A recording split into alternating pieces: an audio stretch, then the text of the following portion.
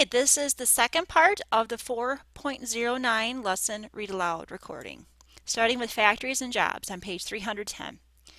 At the beginning of the 19th century, few Americans owned watches or clocks that measured time by the sun and seasons. They went to church when the bells tolled, to the dock or the stagecoach depot when the whistle blew, and to the fields when the sun rose. By 1835, however, a British visitor to the western United States observed that in every cabin where there was not a chair to sit on, there was sure to be a Connecticut clock. Interchangeable parts made their shelf clocks affordable, and merchants sold them around the country. This newfound attention to the exact time was a byproduct of industrialization. Trains had to be scheduled to the minute to avoid collisions on single tracks. Factories improved efficiencies by demanding that employees arrive on time and by clocking workers as they performed routine tasks. In subtle but important ways, the rise of the factory system changed life across the country. Beginning with the textile mills in Massachusetts, factories spread across the Northeast. Various causes spurred the growth of factories, including expanding transportation system, growing markets, steam power, and technical innovations. Whereas textile factories made cheap cloth available, a new invention patented in 1846, Elias Howe's sewing machine, made it possible to mass produce cheap clothing. For the first time, rural families could afford ready-made apparel. Peddlers and merchants sold to rural families an array of mass-produced goods, including shoes, furniture, soap, and of course, clocks. From the beginning of the factory system in the United States, women made up a significant portion of the manufacturing workforce. More than a third of all factories employees in the 1830s were women. In textile mills, women made up 80% of the workforce. As factories expanded and multiplied, the number of native-born workers fell short of the need. But this need for labor was soon filled from across the ocean, as immigrants arrived to form a new industrial working class in the United States.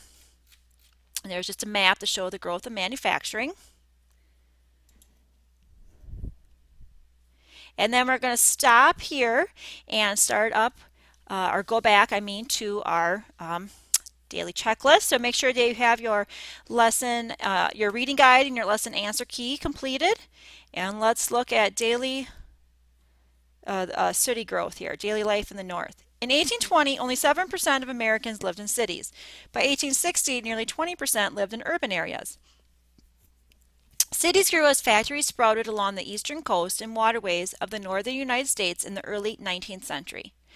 Follow the directions of the student guide to learn more about the way. Okay, when you finish the reading assignment, click Daily Life in the North to view the online picture gallery. Okay, in 1820, the United States was a nation of farmers. More than 3/4 of Americans were engaged in agriculture. By 1850, only half of the population farmed the land. Most of them lived and worked on small family farms. The daily life of most farm families was governed by work from sunrise to sunset.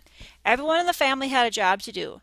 Men and older boys cleared the land, plowed the fields, and tended the crops and livestock. Women and older girls did the housework, milked the cows, tended the vegetable gardens, made cloth, soap, candles, butter, and cheese. In 1820, only about 7% of the population lived in the cities.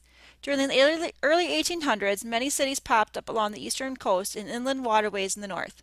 By 1860, nearly 20% of Americans were living and working in the cities. Although they had little free time, neighbors did gather for barn dances, spelling bees, search, and potluck suppers. Women met to work and socialize at quilting bees. Men chatted and joked when they got together to raise barns. Steam power, technical innovations, expanding transportation networks, and growing markets all contributed to the growth of factories in the 1800s. As factories spread across the northeastern United States, they gradually changed the American way of life. Young people flocked to the factory jobs in cities to avoid the backbreaking labor on the farms. The nation became much more conscious of time and schedules. Mass-produced goods improved the standard of living for most and provided a living for thousands of peddlers and merchants. As factories expanded and multiplied, the demand for workers quickly increased.